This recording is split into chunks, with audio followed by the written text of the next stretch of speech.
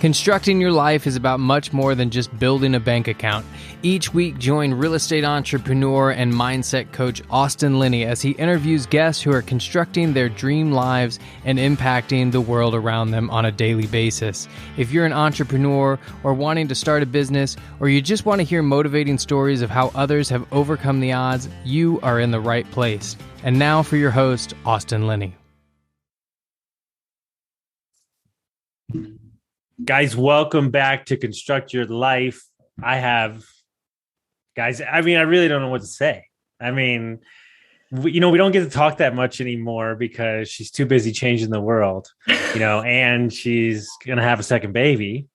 But I said, let's do part deuce of our lovely conversation because, you've had a lot of life changes in the last couple months. And what I do, just to kind of give you an insight of my tactic for this, I look from the sidelines, and right when their life's shifting or blowing up or like something big, that's when I try to get them on the podcast, because what people don't understand is it's a marker for them too. As much as it is my guest gets something out of it, they can go back and look on it and go, oh, who was that person?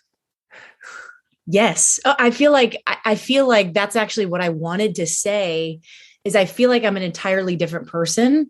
I love that conversation was very much at we were on our way up to the summit of a mountain there. Mm-hmm. And then once I feel like over the last, I don't even know how long it's been. I don't know. It's been about a year and a half, year and a half. So I feel like once I got to the summit, I kind of looked back and I was like, damn, you did a lot of work. That's awesome. Now this other side is going to be really great. And it feels, I feel like an entirely different person in the best way. And I don't look back and say, I'm glad I'm not her before, because I loved that version of me. And do I need to introduce myself? I don't know. Do I need to? So guys, I'll introduce. Yeah. If you want to, quick 2 minutes, 3 minutes, if for anybody that hasn't learned or hasn't listened to the first one. So, okay, I'm Annie. I am a mother first. I'm a wife. I am an entrepreneur. And I feel like that's as far as I want to go, because I feel like I am ever evolving in that space. And I am very much my own person. I love the conversations that you and I get to have because they're so unscripted and they're so us. They're so raw. It's like as we record this on Monday, it's like when we hear it 30 days from now, you and I will be like, I don't even resonate with that anymore. Maybe. Hold on. No. Hold on. Actually, you know what? I disagree. Parts of it. I think I disagree with that. Parts of that. Because I feel like you and I are true to our core. There are just pieces of us on the outside. You know what somebody said to me the other day that made me this is the greatest compliment I ever got. They go, I fucking love you. They go, you are your brand. Like you bleed your fucking brand. And I'm like, yeah. That's what you want. Yeah. And I think that's why I say now that I am an entrepreneur, because it feels like I am Annie, and I am so proud to be Annie and who I am and what I am doing now, because there's a lot of branches of who I am that have kind of evolved and shifted. And I feel like I'm at the point now where I'm not doing shit if I don't love it. If it doesn't feel good to me, if it doesn't fit my space, I am in an entirely different rhythm of life right now. And that's what feels like, man, I feel like you're not making any excuses anymore. No, I'm really not. And I also feel like I have been saying so often, so my husband's name is Todd, if you're watching this, I've been saying to Todd so much lately, this just feels good. Like, I feel like I'm saying that so often, like, man, this feels good. Like, this feels really good. And I think I've equal parts taken pressure off of me, but also I've narrowed my vision of what I really want and how I really want life to look. And when I say motherhood has changed me, I think unfortunately, a lot of people, and here's where I could put my foot in my mouth by saying this, but a lot of women will not necessarily let it change them for the better. And I feel like it has changed me for the better in so many ways. I view the world differently. I view myself differently. I view the conversations that I have with people differently. I only let certain people into my life. I protect our bubble and our peace at all costs, but it also has it's given me this excuse to completely live a different rhythm of life. And I don't know. Here's a question that I have for you. and I don't know if you feel this because you're in a different space of business that I am, but I feel like, and I like to see that it's almost like right now, or maybe before when we talked before that, there was hustle culture was like cool and popular and awesome. And I feel like there's kind of this shift that's happening that's like, people are understanding how important rest is. People are understanding how important like actually living is and having conversations with people and connecting with people. And the word that comes to mind, and this is a daily work for me, permission. Ooh, yeah. It's permission. Dude, I could quit everything I'm doing right now, everything, and only work on one concept for the next 60 years. And here's the concept. As an entrepreneur, if I turn off my flame, can I turn it back on? Ooh, yeah. It's as simple as that. It's what everybody fears. They're running. You're exactly right. Because I believed with like every bit of my being that I could not. Mm-hmm. Because my fear was like, oh my God, then somebody's going to forget that I had a flame. Right. I mean, that's like, I have found like, yeah, that's exactly right. I feel like I've found this place. So here's what I'm working towards. I'm not saying it's right or bad or indifferent. I'm just saying it's mine. Okay. So I made a choice last week. I was like, a year from now, I'm going to create the schedule I really want, the way I want it. And then I thought to myself, like, a client pissed me off for the last time and I lost a shitload of money because I fired him because he wouldn't show up, like a lot of money. And I go, you know what? No, I'm going to create it right fucking now. And so last week, I made a promise to myself that no longer I will take a meeting or a podcast on Thursday or Fridays. I don't care. I don't care if the world's burning down. And guess what? On Monday, Tuesday, Wednesday, Austin's a different human. Like today, I'm going 5 a.m. to 7 o'clock at night. On Wednesday, same thing. But guess what? Thursday or Friday, whatever I want. But that it subconsciously tells yourself that your time, your energy, your everything is valuable to you. You know what this girl told me that we interviewed last week? She goes, somebody's behavior towards you, whether it be in DMs, conversation, or a text or a call, has nothing to do with your personal value. Oh, yeah. No, but think about that, right? Because a guy DM'd her and her first thought was like, what an asshole. Right. And then she goes, well, hold on. That's judgment. That's not good either. And then it goes, wait, I have nothing to do. And so I think personally, and this is, maybe it's my personality. I think there's two versions of me. I think there is way off, which is vacation, hike Austin. And then there's hyper aggressive. Right. But I had a mentor tell me 2 years ago, when you can live on both sides of that human, that's when you've created pure power. When you can do I think that there's the ultimate is when you can find like the middle ground of that. Right. And then there's too many extremes. No, that's, you know what though? Here's the cool thing though. Here's how I think it's so cool because we're different. Everybody's different. And I respect that of you because you shouldn't change because that is what makes you you.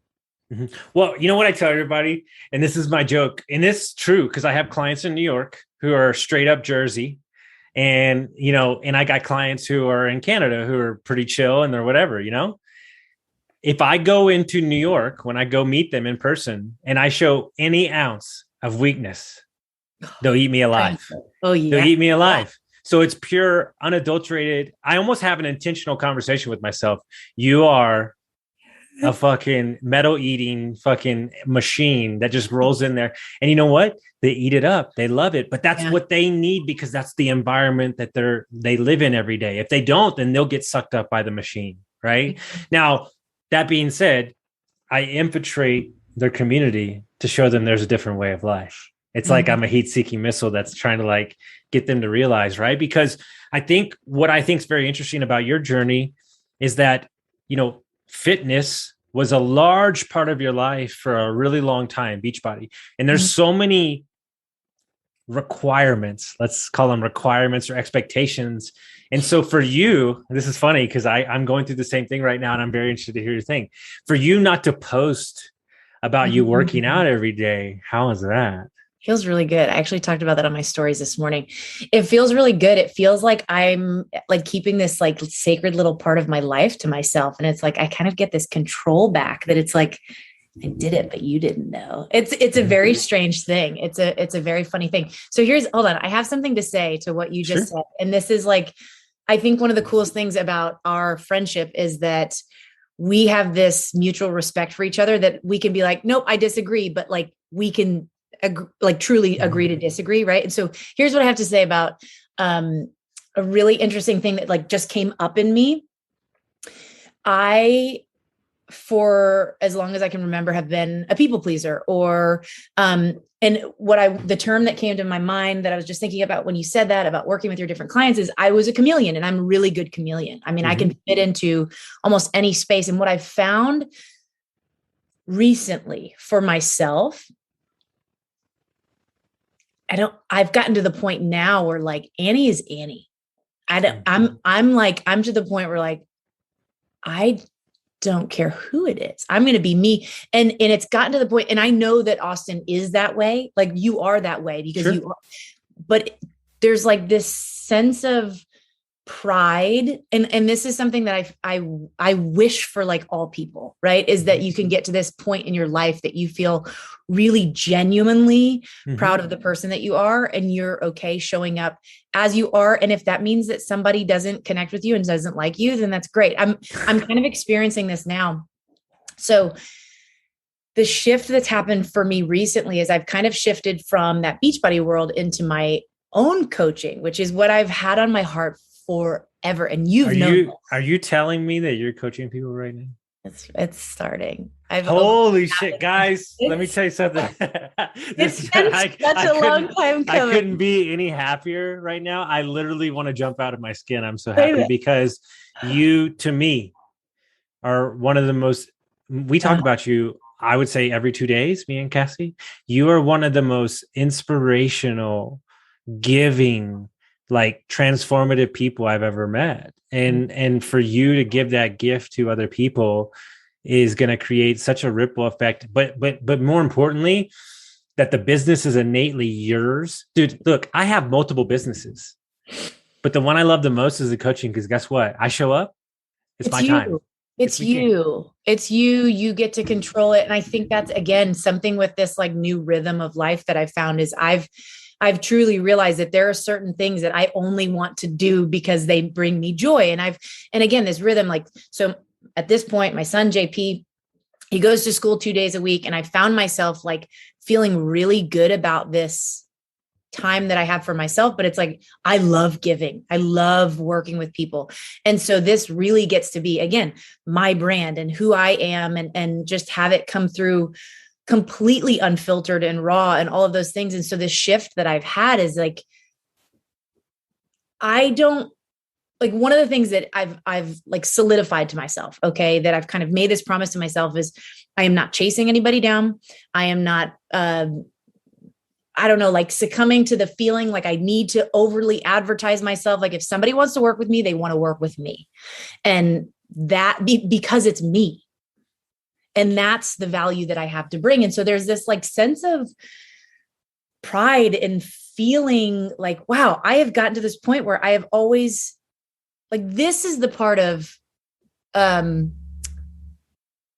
don't know if it's the same for a guy, but like when you're a younger girl and you look up to a woman who's, in her, whatever, 20s, 30s, and you think they're really old, right? And you're like, wow, she walks into a room and she is assured of herself. And I don't know if it's the same with a guy. Maybe it is, but like, and here's the thing, I feel like I can say that about myself, but the problem that I had in the past with looking at women like that is I felt like they were so out of reach. My approach is I want to be that person that a young girl can think that about and then talk to me and then bridge that gap and say, wow, she's imperfect. She is so imperfect. She shows up in a room wearing a backwards hat. She shows up and she doesn't speak perfectly. And she is herself, and she laughs so freaking loud. And she like all of these things that are imperfect. And I don't have my, I'm not polished, and I don't want to be polished. And like all of those things that maybe I thought about somebody else, like, wow, she really has it all together. I could never be that. I want to be that person that somebody looks at and says, wow, she's got it all together. She's so confident in herself. She still struggles and she shows her struggles. Because she can, I think I can too. Well, the only way that you would see that in somebody else is if you already had it inside of you. Mm. Yeah. We can't see what we don't know. Yeah.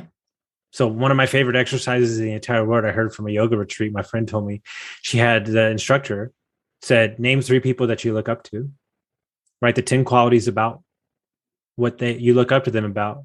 Now I want you to go back through and cross out their names and write yours up there. Ooh. I think I'd pay to witness you at a yoga retreat. Hey, I do Pilates. Don't mess around. All right. So it's amazing. So what's interesting, right? And you'll get a kick out of this. So, I coach for as long as I've coached on pure energy, on pure, just, intuitiveness, all that kind of stuff, life. Right.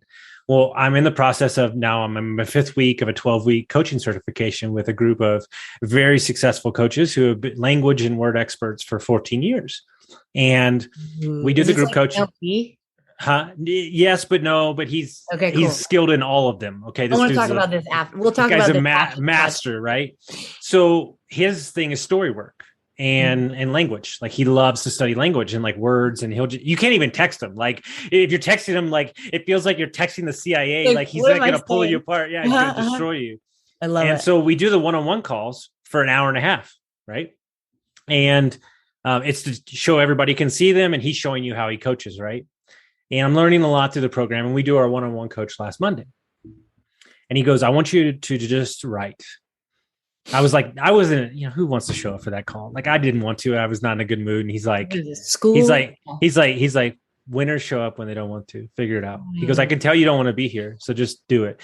And so he kind of goaded me. And I started writing my stories about my parents' divorce. I started writing my stories about drug addiction. Like I started writing all those things, right? And I said the story about my parents' divorce. And then he took the story and he broke it into sentences. And then in between each sentence, he said, breathe. And so I start reading it down, right? Mm-hmm. And we get to this 4 words. My father left me. Mm. And then I start getting emotional. I start crying. He goes, let me try something. And he rewrites it. My father left himself. Ooh, I got goosebumps. So he said that my neck shot straight backwards. I let out this massive. He said, that's the first time I heard you breathe in 6 weeks. I said, it felt like he said, it felt like a harpoon stuck me in the neck, and he just let it sit there on the page. Oof, seriously, I have I proceeded to cry for the next 2 days. I believe it. And I believe it. And an hour and a half, the guy said 20 words. And as I started peeling apart that sentence, I thought about every man that I've put up on a false pedestal. Mm. And they broke in an imaginary contract with me and said, see, you left me again. You proved my story. Yeah, you proved my story. You proved my story. So here's the rub. 25 years of drug addiction, alcoholism, divorce, lost money in business, mean as fuck, losing jobs, came down to 4 fucking words. Though? Here's the thing, Austin, is that there are not a lot of people that are willing to do the work like you're doing. I mean, you have literally been putting in the work for yourself for like 8 years. I'm talking like well, how long has it been? No. It's been about 3 years. About 3 years. Is it? It's been longer. It might be a little less, to be honest with you. Yeah. No. But when was our first conversation in that coffee? It was about 3 years. About 3 years ago. Yeah. We've been living in Houston for almost 3 years. So about maybe 4 years. 4 years. But either way, you have been seriously putting in uncomfortable rooms, deep waters, doing things. It's funny. People ask me like, how's the last couple months been? And I go, dude, about June 1st, something shifted for me. I can't even explain it. Like, Cassie's amazing for me, like so many different things. Right. And I wrote down, I had the worst month I've ever had in April, like financially, like with business, because I lost one of my biggest clients because she was addicted to Adderall and she didn't tell me. It's a whole thing, whatever. And I called a friend who's very successful and he said, hey, you got too many friends. Fuck all that shit. He goes, are you in business or are you in business? Figure it out. And he goes, either you're going to walk away and you're going to go be a fucking bartender or you're going to figure it the fuck out. And I hammered it down from there on. And there's no need to talk about money, but I've had a great couple months. Let's just put it that way. And you know what? Everybody sends me the same text. Yeah, I get it. You've done the work. You've been putting in the work. Really and what have. people don't understand is that year when I had nothing to show for it, and I did 180 episodes of podcasting and learned about myself and got in uncomfortable rooms, that's what's showing up now. Yeah. In the work that I'm doing now, right? Because the problem with you and I from a coaching aspect is like the people that get the messy side of us are the partners, right? Totally. And from an outside point of view, it's like, oh, they got it all together. No, I'm a basket case, bro. Like I got it together, but like, you know, entrepreneurship's hard, right? Like, so my new thing for next year is I'm going to interview 5 women, all my friends' wives, and we're just going to talk about how it is to date an entrepreneur, be married to an entrepreneur. Yeah. How do you support them and not stamp out their flame, but also not let them get out of control, right? Yeah, like how long did you go back and forth with switching to your, like, how long has this coaching thing been in your mind, do you think? Okay. In my mind, 5 years. In verbally, I probably said it to somebody else about 3 years ago. I think I dipped my toe in maybe a year and a half ago. I mean, this is such a buildup. It's like almost embarrassing. This is something, I mean, I've had friends tell me like, you need to do this. You need who have you become now that you're ready? The person I need to be for myself. I mean, that's like the person I need to be. Well, you know, I look at it from a different point of view. I think that you respect the craft so much that you needed to become who you needed to be so you could be that for the other person. Yeah, because I was, and the funny thing is I've always been ready. I've always been, hold on. I've always desired it. I haven't always been ready. Maybe that's the right way to say it. Like I've always felt this call on my heart and this pull to do something and to work with people. And I've done it in certain ways, but now it's like, no, but I want to dive deep. Like I want to, I found myself doing these group calls, which was awesome. But then I found myself getting like, I would talk to many and then I would get off the call and I'd be like, but I wanted to know how it connected with Susie. I want to know how it connected with, Sarah or Alexa, or like, I wanted to know what she thought and how I can do this better for her next time. And then, but it was like, but if I tried to do that with 25 people all at once, it was messy. And so it was like, I feel like so many things in my life have really narrowed and gone deeper as opposed to spread out and gone wider.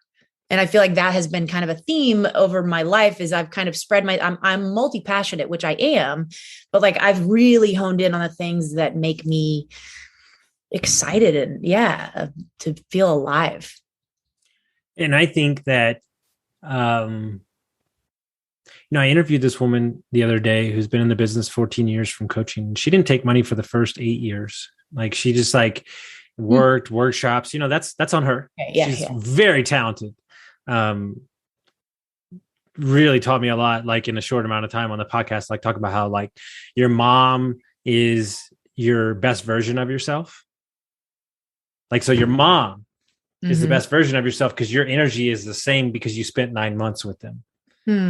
So that mom is the best version of yourself. Your dad is love, business, and all those things. So if you don't have him in your life, then you don't know how to love.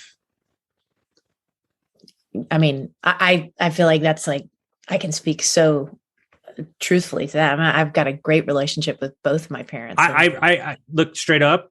Like, I don't even care who your parents are. I think Annie's parents are some of the best humans I've ever met in my entire life. They are just, I mean, talk about make you feel good, right? And that shows up in who you are as a person. And it shows up in JP. You can see the look on his face. Yeah. Like, you know what's funny? I texted you that and I mean it wholeheartedly. And me and Todd have talked from time to time, but nothing like, at length. Yeah.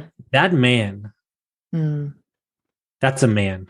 Yeah. Like, cause I know like it's hard these days cause you don't know what they look like. That's a fucking man. Like that man just wants nothing more than to see his wife shine in her gifts. Yeah. Like that support has to be like next level. It hasn't always been this way. He's always supported me as an individual. But business side of things, it's been that would be worth an interview, like, right. To support the entrepreneur who, well, I mean, you're hard. You're hard. You're hard. Yeah. Like you're hard. Like no bullshit. Like I can handle you because like, this is what I do all day. But like from an aspect of like, because when you're passionate, like you said, the mood shifts on a weekly and daily basis. Totally. Yeah. And again, I feel like I have become this different version of myself since motherhood. And you know what I think it is I think that I'm finally in that place of saying like, well, don't I want to tell JP and our future child, like our other baby number 2, like, don't I want to tell them that they can do anything in their lives? I mean, that was something that my parents almost went over the top on, is like, I was raised with this, like, I am untouchable. Like my parents made me truly believe that I could do anything. And that is something that was like such a gift. But in the same way, I was like, well, wait a minute, what does anything mean? Like, okay, you have so much potential. Oh, I hate that P word. That is something that I've heard. It makes me sick to my stomach to think about. You have so much potential. You have so much potential. And that's how it kind of got. But here's the thing, like, I understand why they did that. But there's part of me that's like, okay, but I need JP to see his mother going after it. Like, I need JP to watch me set boundaries and do these things and go for my dreams and talk about them, because I want him to be able to do that also. I just had this conversation with a buddy's wife. If you are not, she actually said this to me the other day too. She said that if you are not as a mom or dad chasing something that innately gives you fulfillment, then your kid's going to notice. Like they're going to see that like mom and dad aren't happy, right? They're going to see that like they're not chasing their thing. And so like, it's on you, whether or not you're speaking to them or just leading by example, it's on you to go chase those things so they can feel that way as well too. Like totally. It really is. Totally. Yeah. Yeah. Yes. Okay. So as a coach, what is the first step, right? There's a lot of moms out there. There's a lot of women out there that are in business who are trying to juggle everything and be everything for everybody. What's the first step to like getting back control of your kind of your shit? Like where do you start? You got to get quiet. You got to like quiet your mind. You got to quiet your world. You got to remove things from it. You got to prune a lot of things in order to really understand what it is that you want.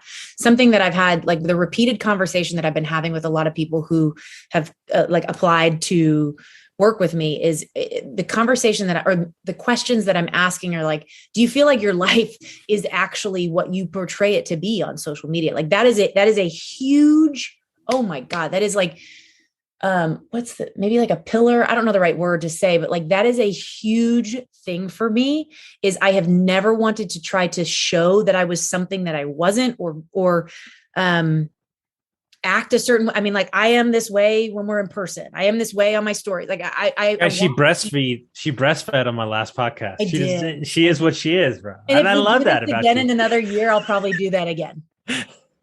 Like, it's so important to me to be like genuinely consistent as like with who you are as a person. I think what's the first step is the question. Like, what's the first step to being able to do that? I really just think pruning things in your life. Like, I think that women are just trying to do too much.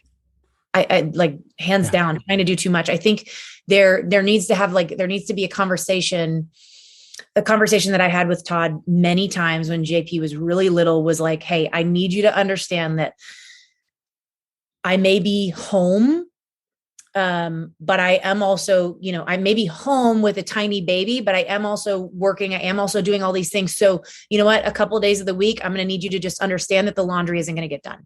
I'm going to need you to understand that the sink is going to be full of dishes. And then there's part of me that's like having that conversation and kind of establishing that and realizing that, it's not always my duty. Like, he can step in there too and help, but like having that conversation of like, here's the boundaries of it, and not feeling like I need to do it all. there's that whole metaphor of like when you juggle rubber balls and there's one glass ball and that's the one that you can't drop. Like some of these things have to drop.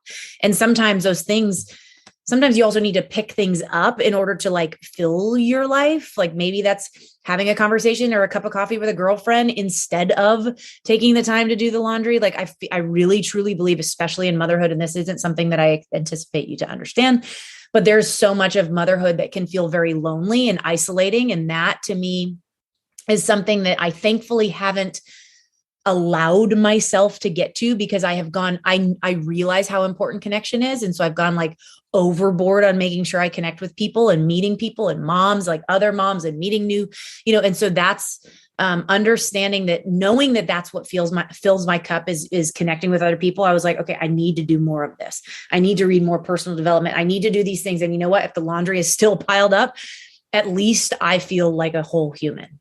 Mm-hmm. Oh, 100%. I think. So go ahead. This is going to be like a big conversation topic. This has probably been the theme of my life for several years now.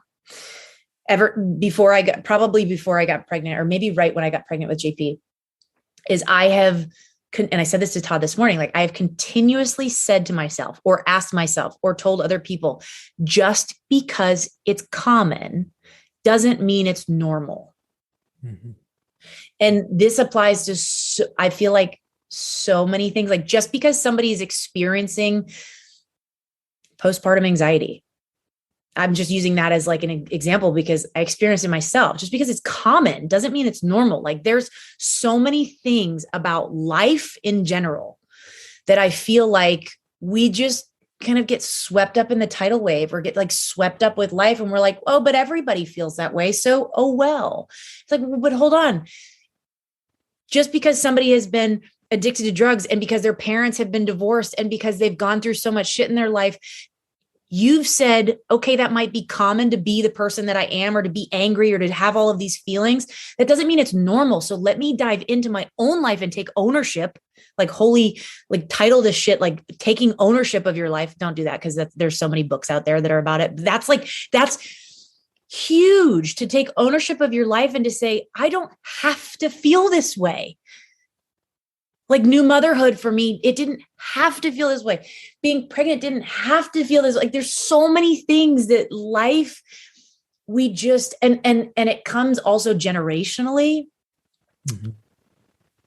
Again, I don't know if I can speak, especially as a woman.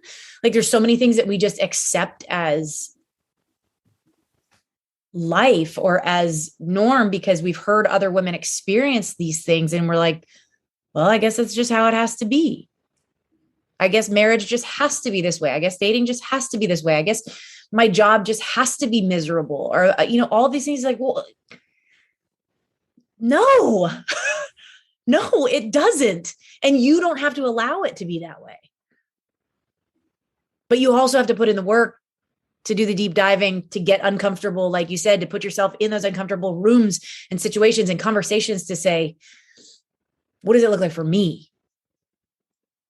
You don't have to be another statistic. You don't have to be another story. You don't have to be another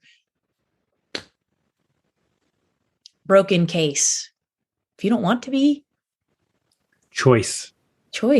Yeah. People are grumpy as fuck, walking around, bitching and moaning like they don't have a choice. Mm. You don't have to eat good. You don't have to work out. You don't have to be happy. You don't have to scale your business. You don't have to do any of those things. You don't even have to drink water. You could fucking die. But it's all a fucking choice. It is. Boy, when you said that, I mean, just how simple is that, right? How simple is it to say, I am happy? Do you have any idea how many people really are not happy? I'll do you one. I'll do you one better. 95%, but I'll do you one better. Here's my favorite quote. Here's my favorite question I ask every single one of my clients. Not one is answered yes. Not one has answered yes. Are you successful? Ooh. No. You know what? You want to know why? But wait, couldn't I make a point that I got sober? I've lost 70 pounds. So if I create my own reality, then I could say I'm successful as I sit right here today. That's a conversation that Todd and I have. If we've ever argued about something, it is the fact that I am like let's celebrate getting up today. Let's celebrate having an awesome cup of coffee. Let's celebrate. And he's like, well, we haven't done anything. So, okay. If you know Mel Robbins, right? Yeah. Okay. So her new book, The High Five Habit. I just got, somebody said, you please read it. They just sent it to me this morning. So funny that you're talking about it. Yeah. I mean, I think I finished that. By the way, a guy that I would think that wouldn't send me that book sent me it. Awesome. So I think it's really funny that I'm talking to you and you bring it up today. That's awesome. I mean, that's not a coincidence, right? I mean, that's not a coincidence. But one of the biggest takeaways that I feel like applies to, 95% of the people is the thing that people struggle with most about the idea of giving yourself a high five. Please look it up. If you're watching this, please look up Mel Robbins. Please look up The High Five Habit. Her 2 books, that and the 5-second rule, that 5-second rule probably like radically shifted my life, however many years ago that I listened to it. But the thing that people struggle with is that they don't feel like they're worthy of giving themselves a high five unless they've done something, like something significant, or to make them feel successful. And it's like, no. The idea is that you give yourself the high five because, dude, you know what's interesting? I'll just use it simple context. I have a new client, right? I have a new client. He's an overthinker like you've never met before in your life, right? And he said, hey, I'm really not good at small talk. And I was like, okay. I was like, name me 3 things without thinking. I was like, name me 3 things that you could talk about. And he's like, well, I love my wife. I love my family. I love to go outdoors and I love to snowboard. And I go, okay. Yeah, 7.7 billion people could never relate with that. And he goes, fair enough, you win, I'm out. And I was like, that's it. Yeah. Like this is another daily thing for me. And I could die and still be working on this.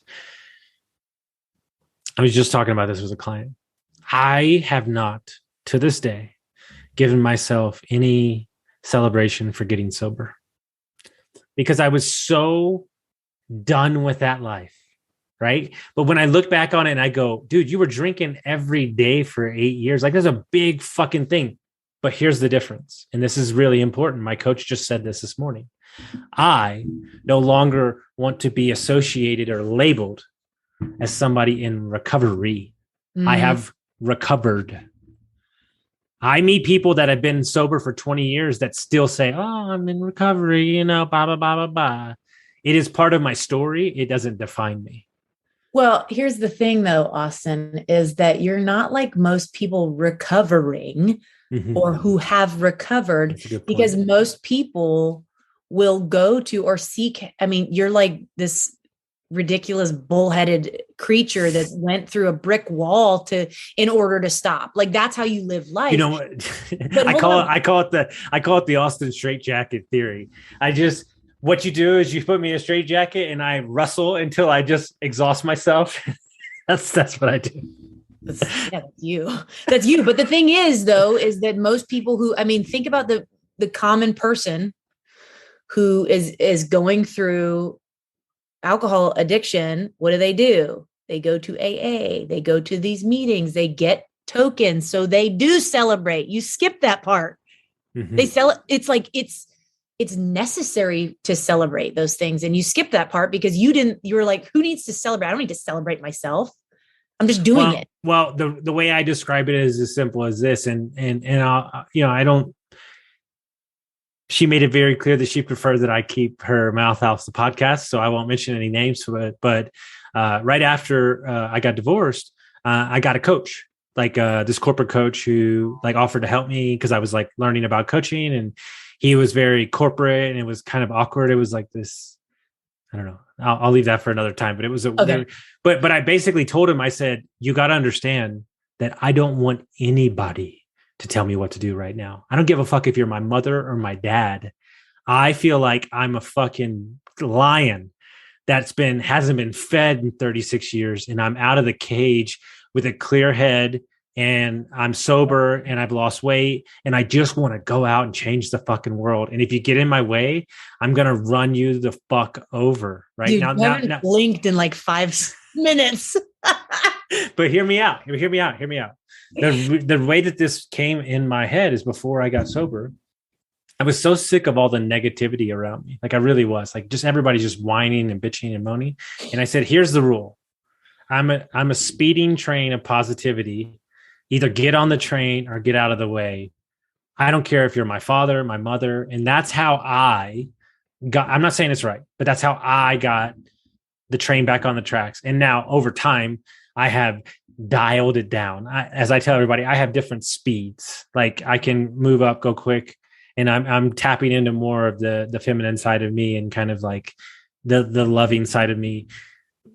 But that was for me. That's what I needed to do. I didn't say it was right. That's why I didn't talk about it forever, because my way was my way.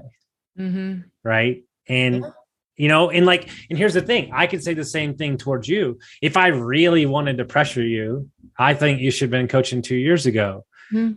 But I realized after enough conversations that I just needed to get out of the way and let you come to the conclusion on yourself. And then it was 100% yours. Yeah.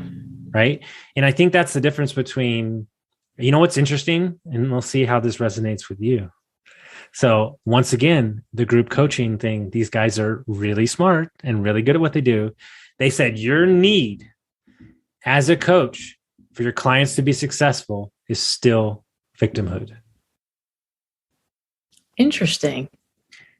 I am going to base responsible if they're not. I am going to base my emotions 100% on whether or not my clients are successful. That's you still riding the white horse trying to save the day because you couldn't save somebody in your life close to you. Wow. That's really interesting. So I feel like one of the things that I've needed, and even as a kid growing up, is like, I needed to be shown how to do something, do it with me, and then let me do it. It's kind of the teach a man to fish. I just had this conversation with a girlfriend. I basically reached out to her and was like, hey, you're a successful coach. Tell me the structure that you base your coaching around. And because I came at her with like, here's how I wanted to do it. And she goes, you're going to hold their hand too much because that's how I feel.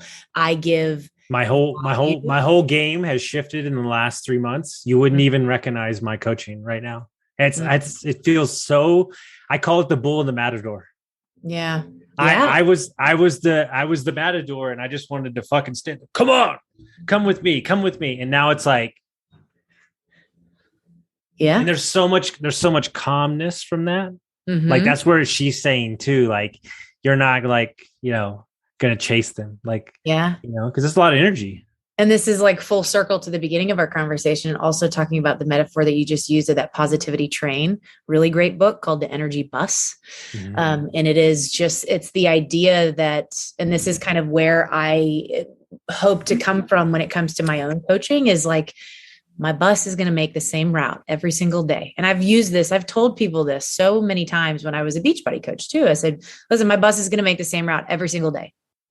Your choice if you want to get on or off. And know that it's going to be there and it's going to be consistent. And it's going to be there for you, but you have to buy the ticket. You have to come on and just know, like, I'm never going to turn you away, but you have to want to do it when it's your time. That's so good. So good. So guys, I don't care if we do 20 of these interviews. I will share the story every fucking time. And I'm going to do it right now. And she might cry. So she's going to do what she's going to do. But listen, she will never take credit for this. And I respect her for that, because you are right on some points, right? That I did do the work myself. But I'm going to tell the story of right time, right place, whatever you want to call it. But I'm going to tell you the story, what happened to me and why this woman holds the highest regard for me, and all the impact that I get to create in this world, and all the coaching clients that I've had, and all the lives and when your coaching's going good, when the wives are texting you, that's when shit's going good. Hey, thank you. Like, your shit's, you're like, it's good. Mm-hmm. So I was living in Alamo Heights in San Antonio, and I was drinking a lot per usual, working a bunch, and me and Annie had worked together. She was bartending. She had just moved to San Antonio. I was very angry at the time, a lot. most of the time. Really wanted to get out of waiting tables for the last 6 years of doing that, but I was still doing it. Really unhappy with my life. And I saw on Instagram that Annie was at a coffee shop around the corner. And I said, what would happen if I just stopped in and said hello, And so I surprised her, and that proceeded to be like some north of a 2-hour conversation. And she said, you said something to me and I've shared it with every one of my coaching clients that changed my entire life. You said that I know that you will be successful. And I know that you will get to that mountaintop. But who's going to be there when you get there? Because you're a bloody knuckle climber. You're going to destroy, you're going to tear up, you're going to beat up, you're going to fuck up every close relationship. You're going to drink, you're going to abuse yourself because you're trying to prove a point. And she goes, there's got to be a better way. You're so angry. Like, I started crying, we started talking, and it was one of those, when I tell people, how many people reach out to me all the time and they go, I'll do anything to speak to you. Okay, great. Schedule the meeting. You know what they do? They don't show up. I've had it happen so many times. And the reason I tell this story is because there's about 4 or 5 of these moments in my life that have shaped. I mean, when this is all said and done and I walk off this earth, that conversation already has the impact to millions of people. So how you win in this world? You show the fuck up. Mm-hmm. And when I feel like she needs that little boost, I send her those texts. Mm-hmm. Because I know I did the work, but this world's a mirror, and you showed me parts of myself that I didn't like, and I decided on that fucking day to do something about it. And all my coaching clients have you to thank. It's very kind. It all boils down to being compassionate, really, towards another person and listening. I mean, that's so important. That's all I did for you that day was I listened in order to speak back. I didn't try to. You also weren't scared of me either. Yeah. Like Cassie said, like a lot of people are intimidated by me. Yeah, you're right. Actually, I think that's a really interesting thing to say. It's kind of like I was willing to put my hand in the cage with the hungry lion and say, you know what? My favorite my favorite fucking quote is, be careful when you're taming wild animals that you don't forget that they're wild animals. Mm-hmm. Yeah. But also you needed to be wild in that moment. You needed to be let wild, but also to have someone say, hey, let's hold a mirror up and to let you know, it's okay to have emotions. You're okay to you're safe here. You're safe to have this conversation. And I think that's a really invaluable friendship to have. Right. And it's funny because I remember the first time meeting you. And again, you're at the bar, red in the face, eyes wider than saucers. And it was like, who the hell is this? Are you ready for this? Because I'm really getting dangerous on this podcast. Guess who I'm interviewing on Wednesday? Oh, my fucking mom. No way. Yes, she's going to tell all the stories. She's going to have a bottle of wine. She's going to let it go, dude. All the stories of me. That is going to be pure gold. That's going to be amazing. Whoa, that's going to be good. I can't wait to listen to that. He's got so many good stories. What I want to do? This is what I want to do. Even though your crew's a little different than mine, but I can change speeds. My goal, I have a new goal. I want you and I to do a weekend workshop together. That'd be awesome. That'd be so good. That'd be so fun. Guys, I'm telling you right now, one of my big dreams is to create a coaching company where we can have a mix of coaches with all different skill sets, that we can find the perfect coach for you. And it's like, I can't, like, this world is a better place with you stepping into this foray. So I'm so excited to see what this does to you, because what people don't understand is this is kind of my own freight therapy too. Like being able to help people, you're kind of like, well, that sounds like me. I need to get my shit together. You know, it's kind of like, you're always like, you know, it's very interesting stuff. So Are you excited? What is the thing that scares you the most?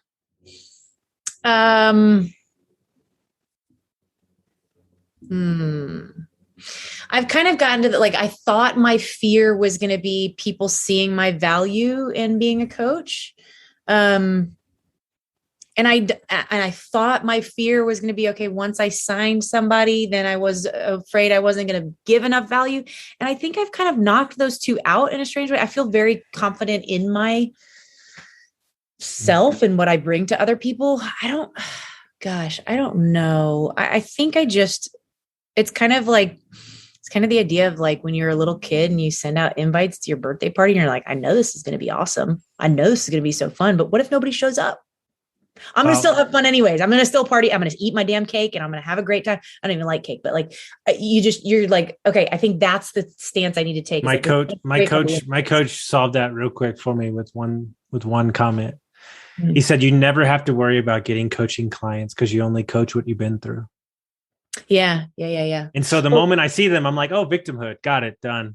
I bathed in that for 20 years, done. Mm-hmm.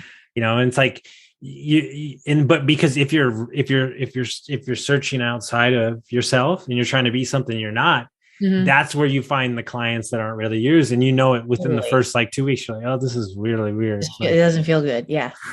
I agree. Yeah, totally agree with that. You know, it's a really interesting thing. And this is something, speaking of mountains, right? Like at the beginning of our conversation, one of the things this was a conversation with my therapist, like when I was in the throes of postpartum anxiety and like just feeling like, and it's a difference, right, between postpartum depression, postpartum anxiety. And this is something that like, you almost have to just trust the mother that she's feeling this way. Right. And so I remember having this conversation and I was like, but I'm doing all the right things. I feel like I'm doing all the right things. And I don't even know if this might be a total segue into something else.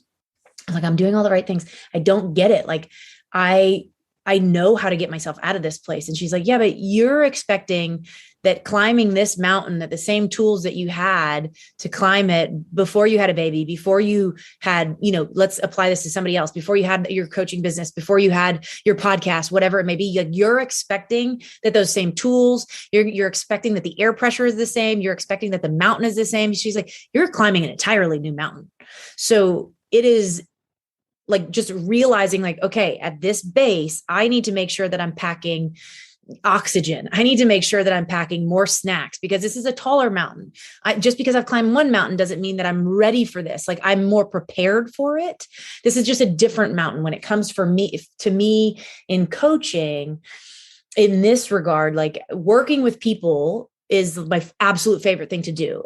But it's like, it's a total shift because I'm not necessarily selling a product. I'm selling myself and my wisdom and my life experience. And so, it feels like an entirely different mountain to climb because it's also like I'm climbing naked where it's like, I feel like I'm exposed completely. Right. And it's like equal parts liberating and fun and terrifying. So in May, I'm sitting there working out every day, doing everything I'm supposed to do, read the books and everything. And I'm sitting there and I'm not excited. I'm not happy. Like I'm not doing the things because I'm going to do the things. And I was on a podcast with two women that I really respect and my co-host, and we were talking about just stuff, and it fucking hit me like a ton of bricks. Do you know what it takes to turn your life around and to get out of addiction? Aggression, anger, fucking get out of a marriage that didn't serve you anymore. Leave a fucking job you wanted to leave for 6 years. It takes fucking pure, unadulterated fucking psychoness. Like Imagine Dragons, fucking Gary Vee at 2 a.m., like fucking mean ass shit. But in order for me to be a father, which is going to come down the road pretty soon in the next, year or two, in order for me to be the CEO of my businesses, in order for me to be the CEO of my life, what got me here is not going to get me there. And so I have to live in this new, calmer, more level-headed, which pisses me off sometimes, and more emotionally, like my word. By the way, I just carried the same fucking word over for 2 years. I have a word that outlines my year. I might just carry it on for the rest of my life. That's fine. Emotional stability is what I'm seeking. Right. And so if that's the case, well, then I have to learn to be okay with, here's the rub. This is what people don't get. Right? I have a client who will work for 2 hours at a coffee shop, feels like he doesn't get anything done, and then beats himself up for 3 days. And I said this to him. I said, is there any part of you that thinks that you like to do that? And he goes, what are you talking about? And I go, because then you wouldn't have anything to bitch at, because your life's kind of great. You just quit your job. You're making deals. You get to spend time with your kid. I go, then you would have to learn how to be happy. Oh my God. This is yes. Here's the deal. Toxicity of toxicity is easier than success. Success is scary as fuck because you got to maintain it. That's a whole different animal. That's like a mic drop moment, because this is a conversation that I've had time and time again. It's like there are certain people that need disruption because it avoids. Yeah. Again, is anybody? Oh my God, I'm happy. Business is good. Oh my God, I've had the best month I've ever had. How do I keep this up? Or this is the Brene Brown says foreboding joy. By the way, just finished your book. Oh my God. Which one did you read? Dare to Lead. Oh, yeah, so good. Oh my God. She's awesome. But like her thing is foreboding joy is when you say, when's the next shoe going to drop? Like, when is something going to go wrong, rather than actually enjoying that moment? You know what? Ed Milet said in our mastermind? He said, I think that people have it twisted. If you are in the pursuit of happiness, you will never find it. But if you embody joy, you can live it every day. Sure. He's also one that talks about blissful dissatisfaction. Yeah. I love that. No, what you have to understand is the moment that I got a refi on my property and my credit score went up 200 points and I paid off all my debt, it was the worst month of my life. And everybody goes, what the fuck are you talking about? I go, because I only know how to live with my back up against the wall. God. Oh, what? You're not alone on that, though. That's the problem. Mm-hmm. Dude, because you start like, hey, dude, here's the thing. Money's coming from over here. Money's coming from over there. You know what's crazy about, like, something will go, whatever. I'll lose a client or somebody decides to, like, I think the other week I lost $60,000 like in 1 week, on like committed clients, and then they disappeared, right? Typical Austin would lose his fucking mind. I was like, all right, I'm just going to keep doing what I do, work on my process. What do you know? Sign a client. When something leaves your space, there's two things that always find a space: money and time. And if you don't have a place for them, they'll get gobbled up real quick. And so when you start winning, you're sitting there and in the back of your mind, it's like, when's it going to happen? When? And this is what I work on every day with my recovery clients. When am I going to turn back into that monster? Or did you kill the motherfucking monster? Like, and here's the thing. We have an opportunity, right? And you seek the same thing I seek. If you are the best version of yourself at every day. My favorite thing that Ed Milet says, you can put away everything else he says. He goes, this is the way I view it. This is my favorite. Yeah. He goes, when I show up at the pearly gates and God's standing next to the best version of me, he wants to look at me dead in the eye and go, good game, motherfucker. Like, yeah. Are we twins or are we strangers? Yeah. Are we twins or are we strangers? Because if you shift from a growth mindset to a fixed mindset, then imperfections and understand that perfectionism is only you trying to know enough or do just enough so people don't realize how close you are to falling apart. That's so good. Yeah. Yeah. I'm going to learn about everything so nobody can call me out on my bullshit. That's why they call me the rhino. I'm going to be louder than everybody else. I'm going to be in the room so nobody calls, to understand that I am weaker than shit underneath. And if you tap that armor, if you just blow on it in the right way, and that's what you did to me. I think that's exactly what I was going to say. I think I saw through. I wouldn't even call it bullshit. Like I saw through you, and I was like, ooh, he's not pretending, but like, oh, he's putting up his armor for something, because this deep down, he just needs a hug. Like, because you know what I tell everybody, and this is a perfect example, just entrepreneurship. You don't have a business problem. Business problems don't exist. You have a personal problem that's wrapped up in a business problem. Totally. If your sales are off, it's because you're not communicating properly. If your staff's upset, it's because you need to learn how to communicate better. So understand that you are only as great as you personal development. You're only as great as you work on yourself. And if you don't invest in yourself, you start making some money and you start saying, I'm good. You know, I used to, God, I wish you could have a talk with my coach, because you would love it.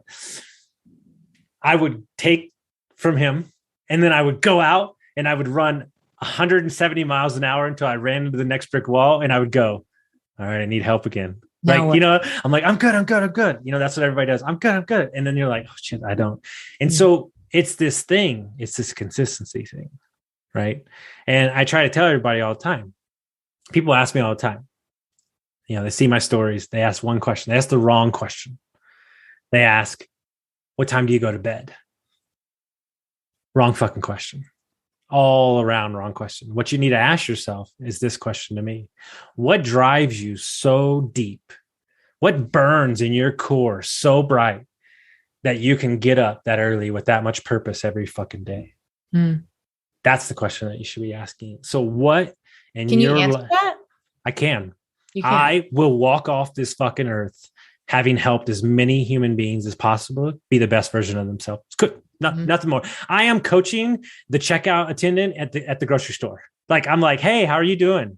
Like, you doing good? Life's good? And like, you kind of catch that quiver, and they're like, well, actually, no. And I'm like, you know what? I tell you a story that you of all people will really get it and realize that I found my purpose. This sums it up and puts a bow on it. I'm gonna cry. I have a coaching client who's an ER nurse in San Francisco for 10 years, wants to get into Airbnbs. So we're coaching. And he said the last 5 years, he's been like, they get a lot of homeless people and a lot of drug addicts, alcoholics in the ER in San Francisco. And he's been very curt with them. He's been very mean to them almost, right? You know, it's part of the job. And he told me that ever since I've been coaching him, he has compassion. And he says to them, I've seen the other side. It's my coach. I promise it's better. And when he told me that, I was like, oh my God. Like, that's not even why he signed up for coaching. But what if one of those people goes and becomes a father and their kid, and you know, it's like, that's success. Yes. That is success in coaching. That is success as an ER nurse. That is success in general. It's not the dollars. It's not the status. It's changing people's lives. It's touching them. It's actually hearing them. It's caring about them. It's showing compassion. That's it. That's success right there.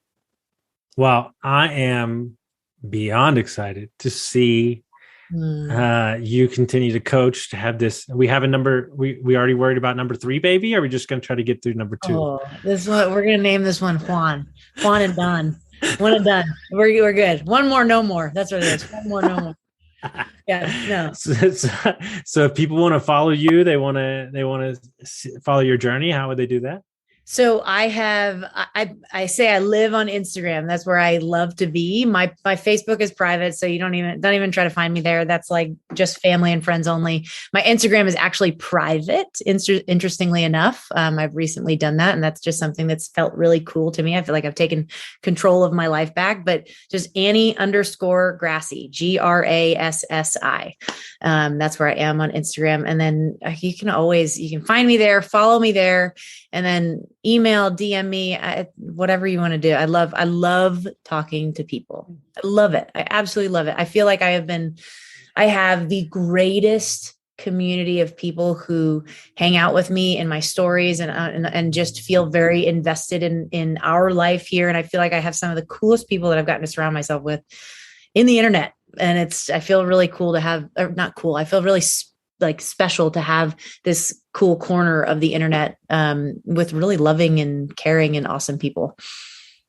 I love it. Guys, if you like this episode, send it out to your friends, share it with somebody that'll get some value, and we'll see you next time.